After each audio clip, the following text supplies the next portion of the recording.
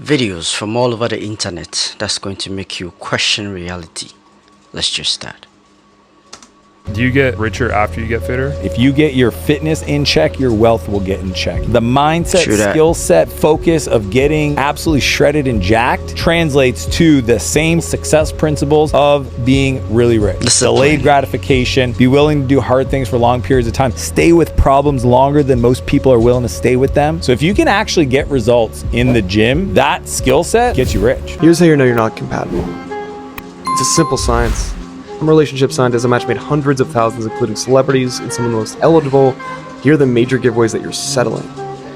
If you have to make a pros and cons list, you're settling. If you're putting up with something that's a deal breaker, you're settling. If you're more excited about who they can be than who they are, you're settling. It's simple psychology. What you're feeling here is internal distress caused by cognitive dissonance. Settling happens when we compromise our core values. It leaves us feeling terrible. You might not know why, but your intuition is screaming. Look, there are billions of people. I guarantee you'll find someone that matches you on every level. Never settle. I just heard somebody say that the reason they're talking about you and shitting on you is because when they talk about themselves, no one cares. That's funny. They're talking about you because when they talk about themselves, no one cares. Live your life. Do your shit. Haters gonna hate. Keep going, baby. Because they're only talking about you because no one talks about them. What's this? What's up? It's like a lot of shooting stars. Should we make a wish? Like it's in Jamaica. I'm shaking making this video this morning. Holy cow. Okay. I have been in the Creator Rewards program for 1 week. 1 week I have been on this program. All I have to say, if you have a video, post it. If it's cringy, post it. If it's a limited line, post it. If it's a shopping video, post it. Whatever it is, make TikTok your diary. Post it. It doesn't matter what anybody thinks says. Post it. First day on the Creator Rewards program, I made $218. First day? $218 that I didn't have. That, like, this was just me making my journey. Like, I didn't even know what was going on. The second day on TikTok Rewards program, I made $700. Y'all literally just paid for my braces. I can pay off a credit card. She's literally shaking. Like, this is oh my god, crazy. Please just hear me when I say this. Post a video. Post it. I heard going. Post it. I literally posted, guys. 5,000 followers like 3 months ago. I have over 30,000 and I am so extremely grateful. Please post the video. Thank you. Thank y'all. Thank y'all so much. Thank y'all. This is so authentic. Go be vigorous about the thing that matters for your entire life early. If you were advising a young person on how to build wealth in 2025, what would you, and you had to plan out the roadmap of their life? So part of the reason I wrote Startup Review was that the advice that universities frequently give is, follow your passion. First, do the things that you're really passionate about. Oh, you want to go volunteer in Bhutan. Do it now tends to be, and it's terrible advice. That actually is the wrong end for the advice. The right thing, and it doesn't mean don't follow your passion, but the right thing is to start with, how do I get to a place where I have established myself and have the ability to, like economically, the platform to maneuver. Could be enough wealth to no longer need a salary. That was my own personal goal. But it also could be I'm well known and have a network of contacts of people who would want to hire me and so forth. Interesting. And now I'm going to go spend a year volunteering in Bhutan because I really want to do that. Right. So the answer is go be vigorous about the thing that matters for your entire life early. And take the big risks early. Yeah, take the big risk early. Right. Now you might say, I want to be a doctor. It's not particularly risky, it's fine. But then go to medical school, establish yourself as a medical professional and so forth before you do that. So whatever thing that is the thing that you think gives you the platform for resilience in your later life, go establish that now. And by the way, that's part of the thing of like wealthy. But wealthy, by the way, can be measured in I have a bank balance, right, or on stock equity portfolio.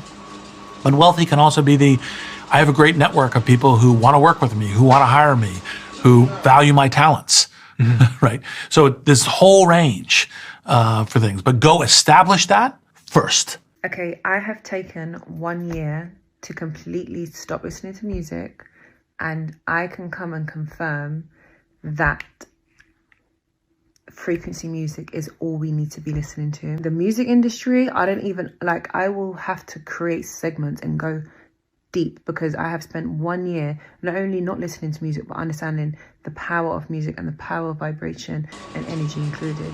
And I've come to the conclusion that I think I should try this. Ever be on this wave of frequency music, and I don't ever imagine myself changing. I listen to frequency music in the shower. I listen to it in the morning. My clients can vouch that we listen to frequency music. Frequency music has completely changed the way I look at stuff and completely changed just the way I think, and it's allowed me to have my own control of my thoughts and stuff like that, because we don't realize music, guys, I'm gonna have to go into this, but I know that a lot of people are not gonna like this, and I'm gonna talk about don't even get me started about certain musicians, certain artists, certain genres. It just all plays into things, because science has told us this, ancient civilizations have told us the power of vibrations and the power of frequencies. Modern technology has also showed the power of vibrations. Guys, we don't really understand what we're playing with here, and I feel like after watching people's Spotify playlist, I feel like that's when it kind of started, because, sorry, I've got my laptop and my iPad behind me, because like I'm going graph deep into where music and everything started from. Like, I'm going to get back into my graph that I made a year ago, and I've been adding to it since. So I have been researching through so many different types of study materials, so many different types of, even myself being like a consumer of music, because I've also worked in the music industry, and I've worked in the music industry from so many different point of views, where I feel like I can make a calculated decision on why I am saying that frequency music should be the only music that people listen to, especially children, especially like young people navigating through the world that are still open to listening to opportunities or like opinions or anything like that. Yeah, can't lie to you. 2025, you need to jump step onto frequency music, and I'm not going to gatekeep that, because I think I need more people to be like-minded in the sense that understanding that you need more peace in your life, and Meek Mill at 7 o'clock in the morning ain't doing it. Sorry. Drill it ain't doing it. It's not doing it. Even R&B music is just keeping so many girls in the loop of it.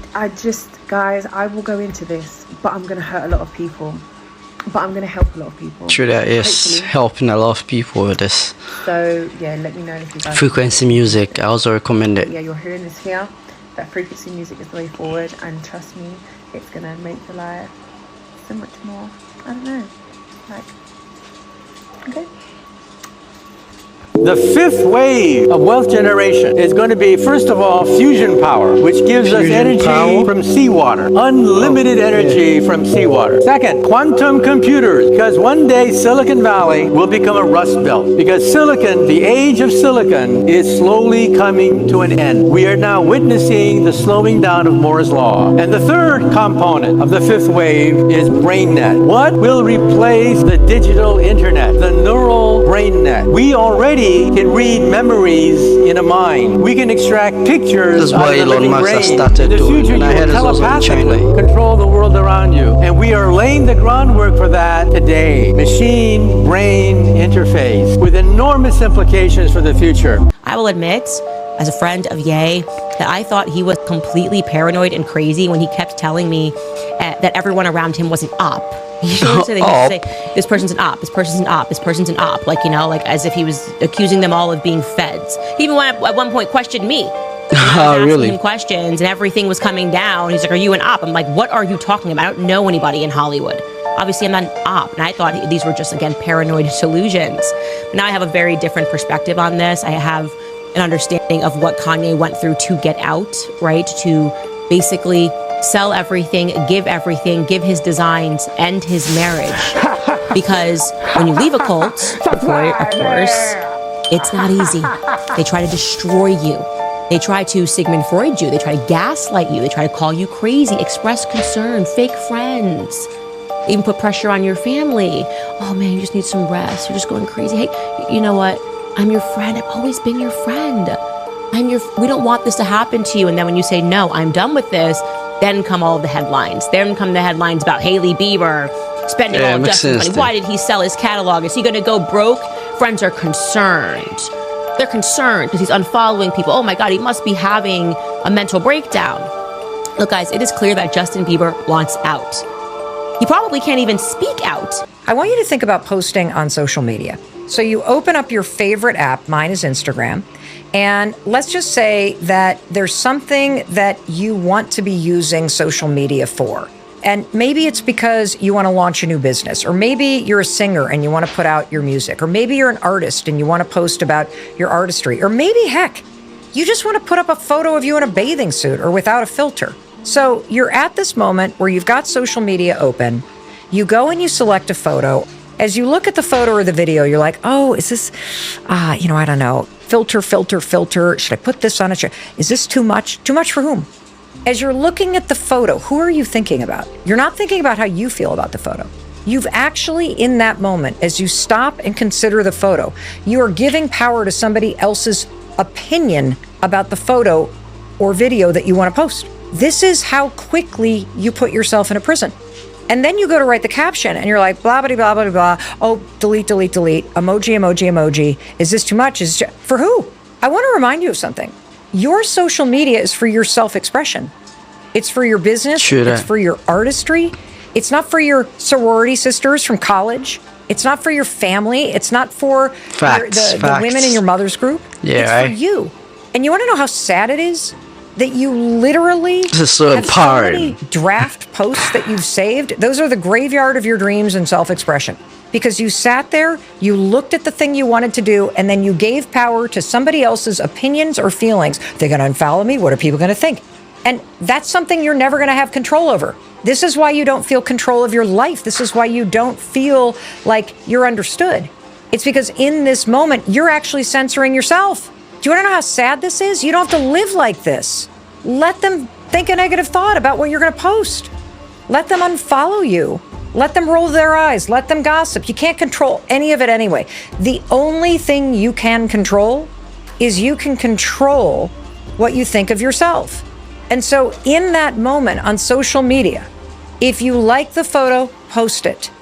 If you want to say something, say it. Use the let them theory. Let them think something negative. Let them do something negative, like unfollow you or write some comment or whatever. Let them. You know that the power is not in someone else. The power is in you.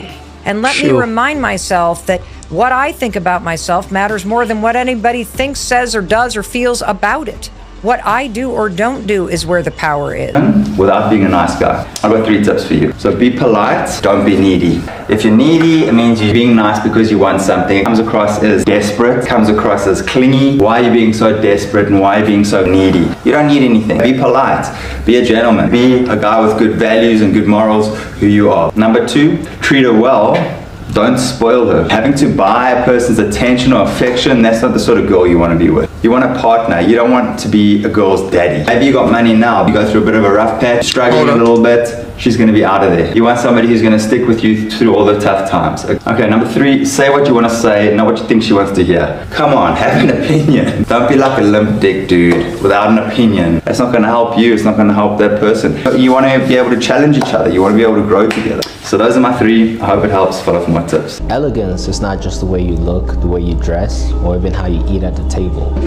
Elegance goes far deeper than that. Elegance is about having full control of your emotions.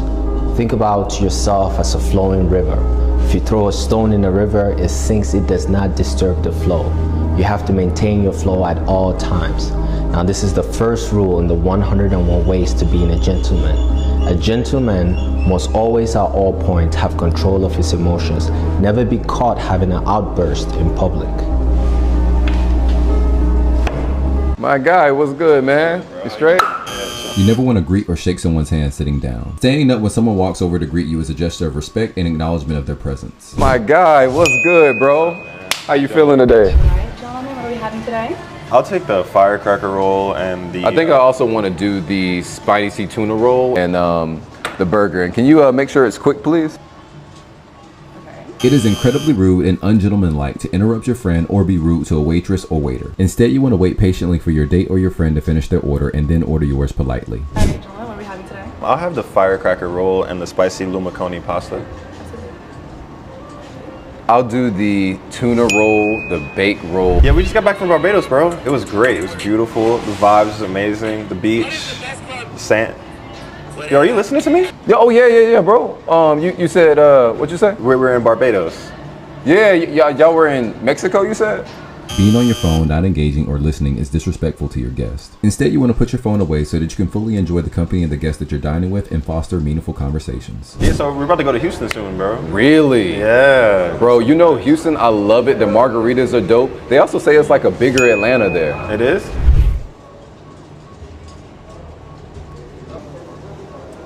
What the?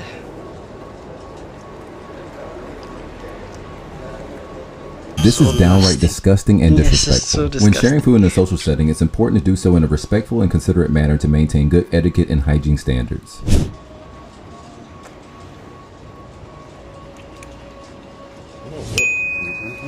When I have guests who are ladies, I have great joy in being able to pull the chair out for them. So the lady is coming towards the dinner table. I pull the chair out.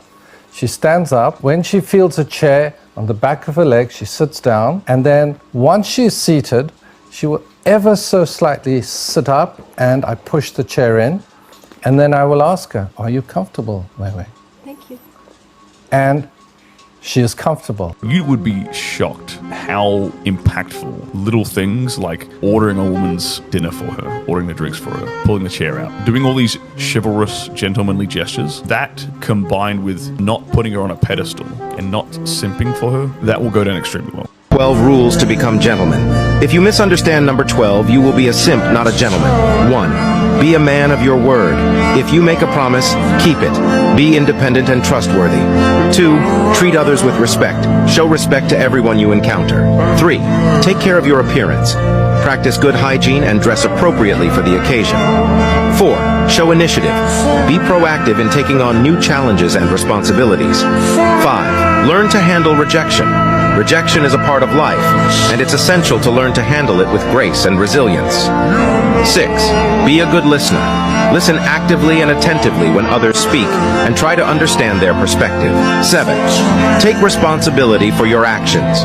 If you make a mistake, own up to it and take responsibility for your actions. 8. Be self-sufficient. Learn to take care of yourself and your responsibilities without relying on others. 9. Don't be afraid to ask for help. At the same time, don't be afraid to ask for help when you need it. 10. Keep an open mind. Be willing to learn and grow, and keep an open mind to new ideas and perspectives. 11. Be a leader. Take charge when necessary and inspire others to be their best selves. 12. Value your relationships. Cultivate and prioritize your relationships with family, friends, and loved ones. Interesting. The number one thing you are doing incorrectly as a gentleman. Many of us men have been taught and programmed to be a gentleman, and a gentleman is part of chivalry. And chivalry, to be chivalrous, is a German tradition, number one. However, if you are practicing chivalry, right? Remember, you are supposed to be the knight in shining armor. This damsel in distress, this helpless woman is supposed to be calling out for you. All right? So let's say you are on a date. You're going into the Olive Garden or Red Lobster or wherever, and you have the mindset of being a gentleman. You want to show her how chivalrous you are. Number one, do not let her walk into the restaurant first. Why? Well, chivalry itself was modeled after battle, like combat, right? Swords and shields and arrows and all this great stuff. Okay, I didn't know that. Chivalry, if you are a gentleman, why would you allow your woman to walk through or into a space that's unknown? Oh, to walk through a space it's well explained that might present hazards or danger first before you. Why would you allow your woman to announce the family is coming through and entering this building? I know it sounds so silly. It's because you weren't taught this. Your woman feels, her energy feels far more secure when she is following you into the restaurant. I guarantee it.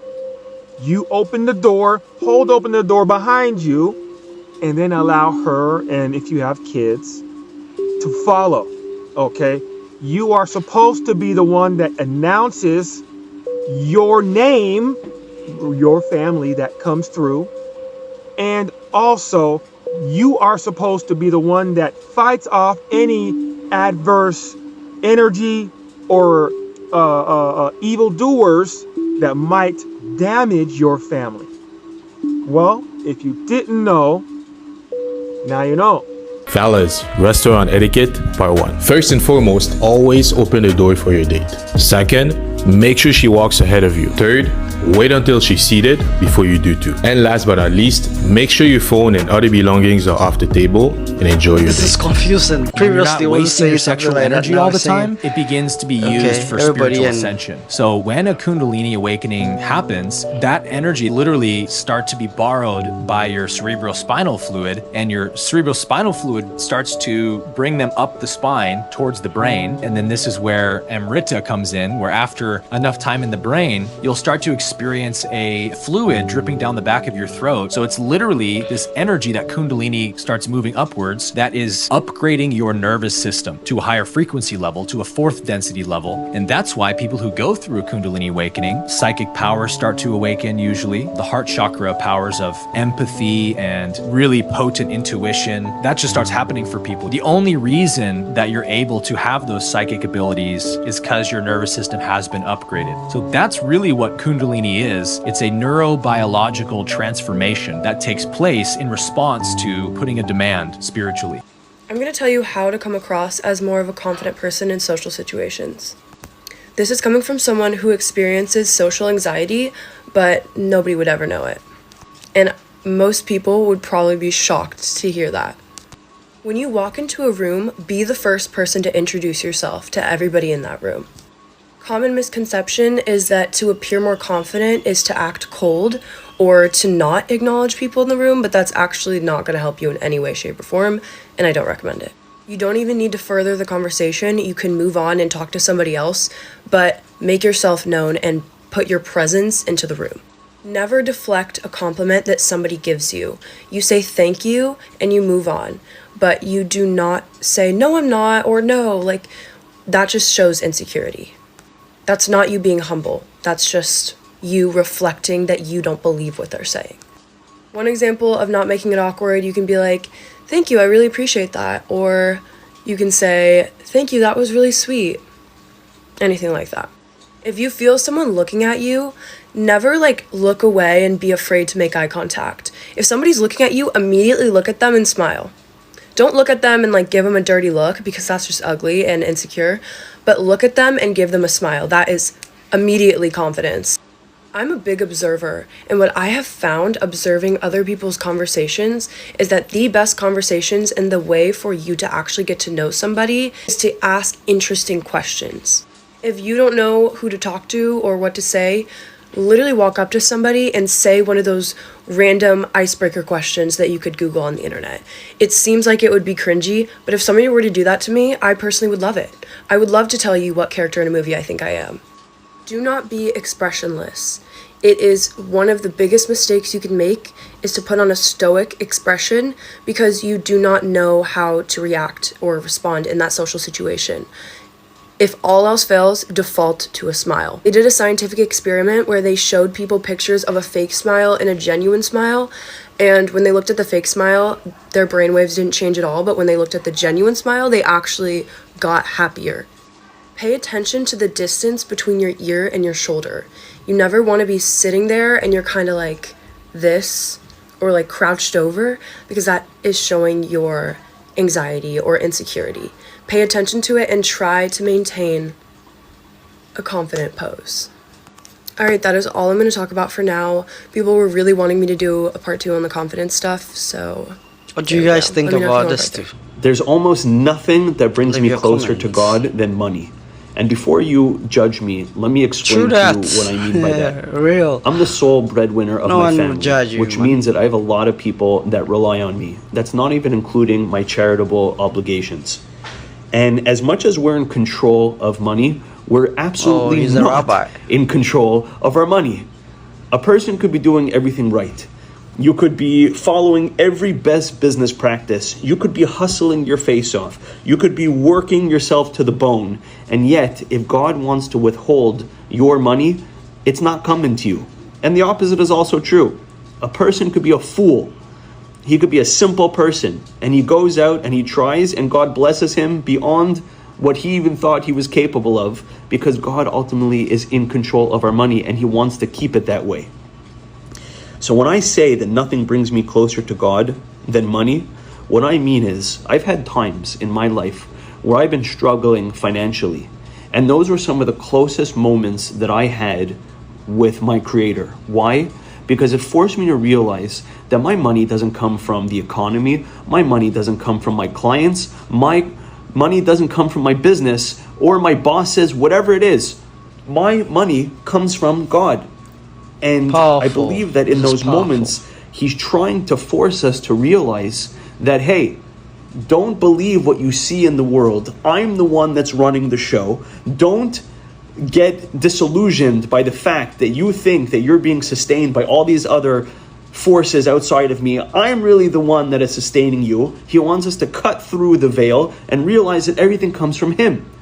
So in those moments when I've experienced those financial difficulties and I cut through all the BS and I realized it's only from him, that's when I felt the closest to him. And by the way, that's when the financial blessings finally start to flow, because he has no more reason to squeeze us, because he achieved what he was looking to achieve the whole time, which was a closeness with us. So if you find yourself being tightened or squeezed financially, just know that it's not God's way of punishing you. It's quite the opposite. It's his way of saying to you, I want you closer to me. Come close. And when you do come close and you realize that I've been the one that's been sustaining you this entire time, you will realize that your blessings will start to flow even greater, because I am the one who's giving them to you and nobody else. I don't think many people try to maliciously This is hurt so nice. their friends. I think sometimes when someone is trying to grow and makes the other people so uncomfortable, they're going to make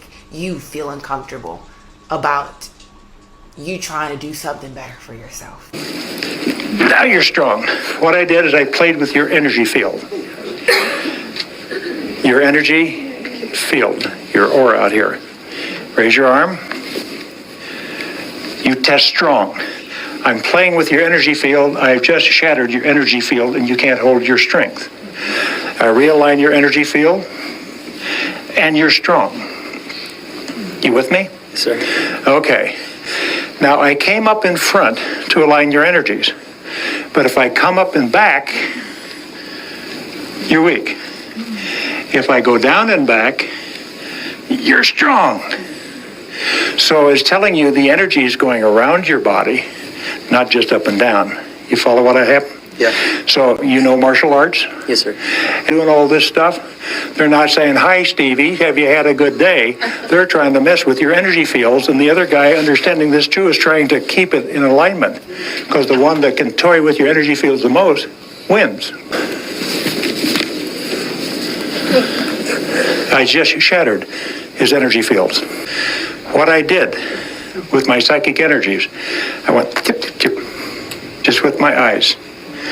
And then I went up and realigned his energies. I've been playing with his energy field. He doesn't have a clue what's going on. Now, I'm just going to do it again one more time. Stevie, I want you to say, I claim dominion over my creation. I claim dominion over my creation. I will allow no one to violate my free will choice. I will allow no one to violate my free will choice. Thank you. Did you say that you zigzagged your eyes like that? Just like the old Zorro thing. I just shattered his energy field. Just by Just with my eyes. Psychically, whether I do it physically or psychically, it's the same effect. We have chakras, correct? We have different chakras, and each one holds a different emotion. And depending on what emotion you're dealing with is depending where it will manifest.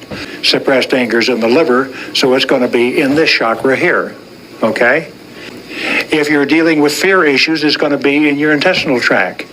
If you're dealing with self-love, loving self, it happens up here. You're having problems in this area, what part of your body is not breathing? If you get this part, the part of your body breathing, then that goes away. For example, and she may or may not get into this, but we're talking about breathing the body parts. Every part of your body has a responsibility. Every part of your automobile has a responsibility to the rest of the automobile. If a piston ring breaks, the car doesn't work so well. The rest of the car has to make up for that deficiency. You get a flat tire, it doesn't work so well. In the morning, we back the old jalopy out of the garage and we go to work. Flat tire, none. Have another flat tire, we just keep pushing the old jalopy until it won't go anymore. Well, we do the same thing with our body. As it breaks down. If you're having liver problems, the third rib up on this side is responsible for the liver. If you get this rib breathing, the liver problem goes away. If you're having sugar problems, diabetes, it's the third rib up on this side. If you're having osteoporosis, it's the collarbones that aren't breathing, and on and on and on. Every part of your body has a responsibility to another part of the body. One thing that I ought to remind myself is sometimes you have to wait a little bit longer for something that is made for the person that you are becoming. And I think about this all the time in the sense of like, why do I always have to wait for this? Why am I waiting so much longer than everybody else? Why is it taking me more time to get this job, to find a relationship compared to everybody else? But it is because sometimes the reason you do not find things is because it is for the person you are becoming. You need to become a certain version of yourself, the best version of yourself, that you will get that when you reach that person. So now you're telling me that it has been approved in Japan, the ability to mix animal and human DNA, therefore splicing it and creating animal-human hybrids that are allowed to come to term. This is crazy. Now I'm going to let you marinate that for just a second.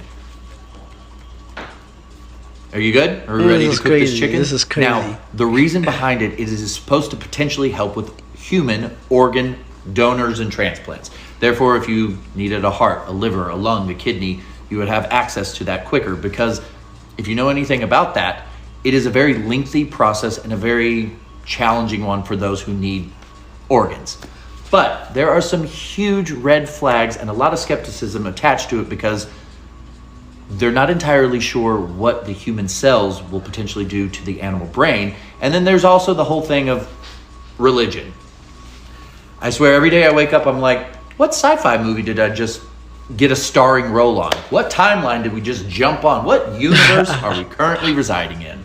So what do you think? Is this a good idea? Is this a bad idea?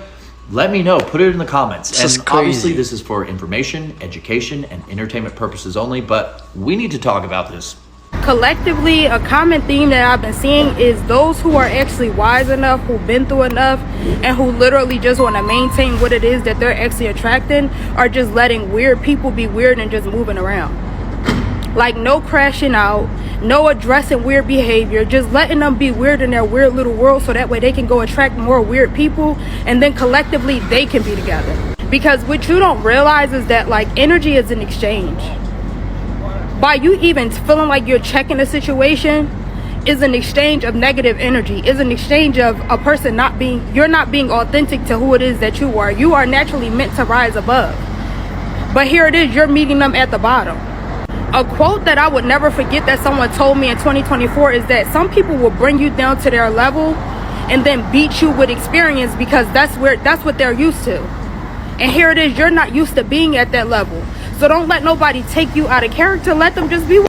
I'm 28 years old now, and I'm living my absolute dream life, truly. Like, traveling the world. I'm in Tulum right now, all on my own dime. I have a career that I love. I'm surrounded by awesome people. I'm doing incredible things. Like, truly, looking back, this is my dream life. I'm in it. I'm there. And I've been thinking a lot about what it took to get here, and I just want to scoop out a piece of advice and hand it to you, okay? Open your hand. And this is honestly for my child self, for my 20-year-old self. This is for her too. Hold on. Slow down, girl, okay? It's coming. If you have a vision, if you have a dream, it's there for a reason. Hold on to it. Hold on to that vision like your life depends on it, because it does. If you can hold that vision in your mind and then put it and lock it up in your heart, lock it in there with a fucking giant key and get rid of that. Get rid of the key, okay? And go back and visit that freaking place every single day. Go back to that vision in your heart and hang out with it. Spend time with it. Water it. It will come. You don't need to know how. You don't need to know when. All you have to do is just water your vision. Girl, hold it in your heart. Feel into it. Live it. Be it. Okay? That place is very powerful. Truly, I'm going to stop being silly and be for real. Your heart is powerful. It's magic. It's magnetic. It is the key to your dreams and your visions and everything you want. Okay? And it can happen, and it will happen. Just trust me. I love you. Another 10 quotes that have changed the way I think. 1. Airports have seen more kisses than wedding halls, and hospitals have heard more prayers than churches.